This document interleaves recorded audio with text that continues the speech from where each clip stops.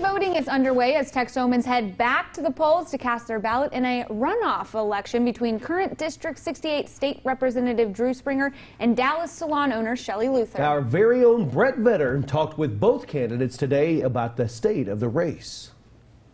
Both candidates are vying for the District 30 Senate seat vacated by Pat Fallon after his recent election to the U.S. House of Representatives. But one thing is for sure, voters can expect a rough and tumble race to the finish line.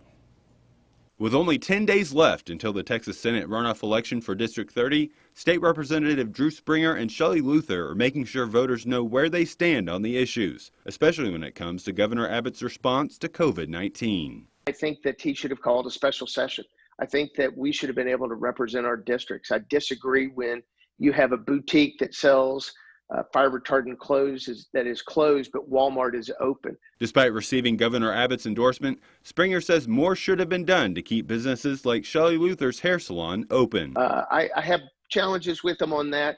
I know his heart's in the right place. That being said, I've also filed a bill to take his executive powers and any other governor's executive powers away during the next disaster that we would have that would continue more than 7 days. Luther decided to run for the state Senate seat after being jailed for opening her business against the governor's orders. I believe in personal responsibility. I don't feel like it's the government's job to protect us. They're there to protect our rights only. Her campaign quickly gained steam and ended up winning the September special election by just 115 votes.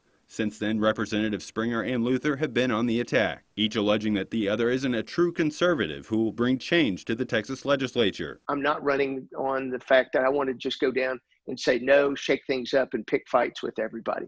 That's not what this district wants. That's not what this district needs. But according to Luther, shaking things up is exactly what is needed in Austin. There's a Republican platform that has been ignored for several years, and I want to go in there and just go straight for it. Abolish abortion, a constitutional carry, lessening the government power, and not come back to my constituents and say I'm doing something for them when I'm not. When it comes to election security, both candidates say that voters should have confidence in voting procedures in Texas.